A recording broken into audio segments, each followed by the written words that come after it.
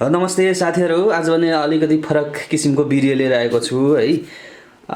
भर्खरै मात्र मैले एउटा ट्राइपड मगाएको थिएँ, ठ्याक्कै अनलाइनबाट आइपुगेको छ र यो चाहिँ विशेष गरी ब्लगरको लागि अत्यन्तै उपयोगी एउटा ट्राइपड हो।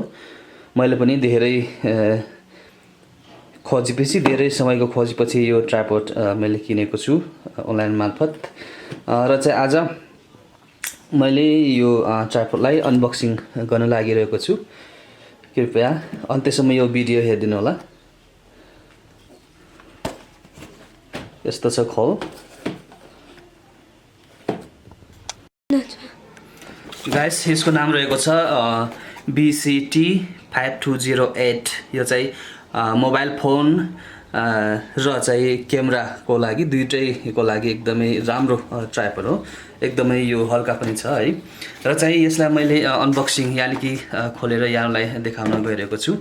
यताबाट यसरी खोल्नुपर्छ हैन। अनि भित्र यो किसिमको छ, बच्चाको रहेछ, बोक्नलाई पनि सजिलो।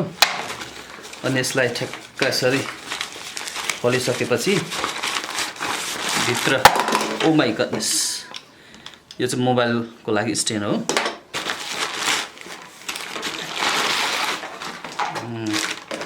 वाउ, यस्तो छ गाइज। यस्तो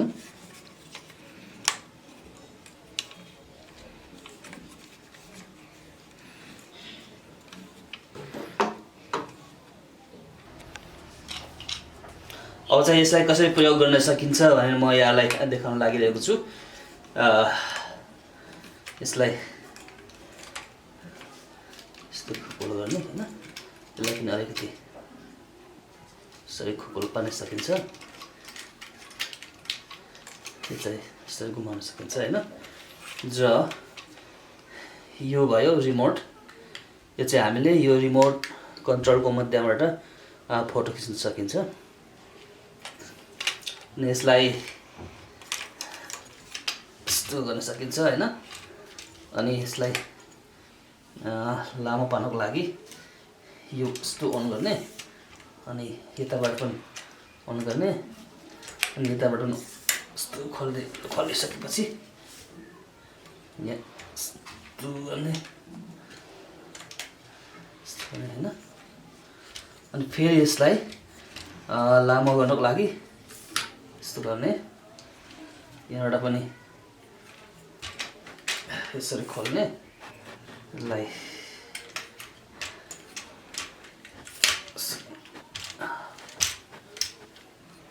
यस्तो गर्न सकिन्छ यसलाई। अनि फेरि पनि यसलाई पनि बढाउन चाहियो भने सही गर्न सकिन्छ। यहाँबाट यसलाई यहाँ स्क्रु राम्रोसँग कसेपछि यस्तो हुन्छ हैन। यो चाहिँ भयो मोबाइलको लागि स्ट्यान्ड।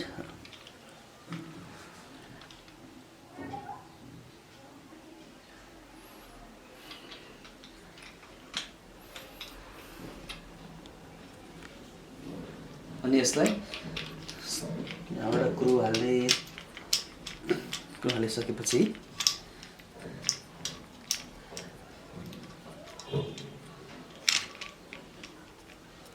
यो मोबाइलको लागि भयो। र हामीले कसरी मोबाइल राख्न सकिन्छ भने मोबाइल अथवा आइफोन, आइप्याड हैन, यो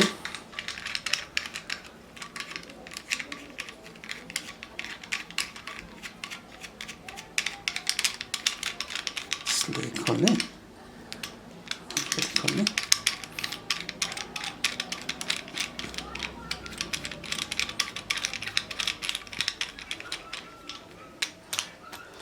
यस्तो गरिसकेपछि यसलाई ठ्याक्कै गर्ने हैन। अनि यसलाई हामीले आफ्नो आवश्यकता अनुसार यसरी गर्न सकिन्छ।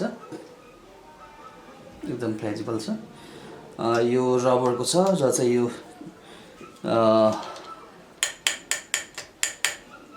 एल्युमिनियमको रहेको छ, यो रबर रहेछ, एकदमै राम्रो पोर्टेबल ट्राइपड रहेको छ यो।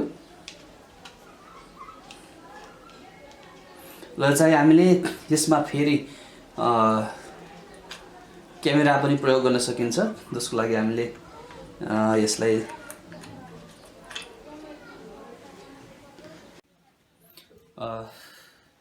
फेरि पनि हामीले क्यामेरालाई कसरी राख्न सकिन्छ भन्ने विषयमा यहाँलाई जानकारी गराउन चाहन्छु।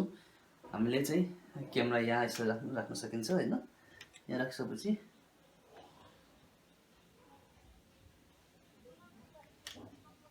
तलबाट राम्रोसँग यो क्रू लाउने,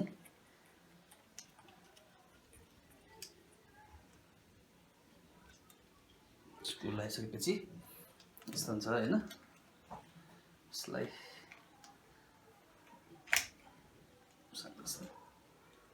यस्तो हुन्छ अनि यसलाई आवश्यकता अनुसार यसरी घुमाउन सकिन्छ। यस्तो पनि हुनसक्छ हैन।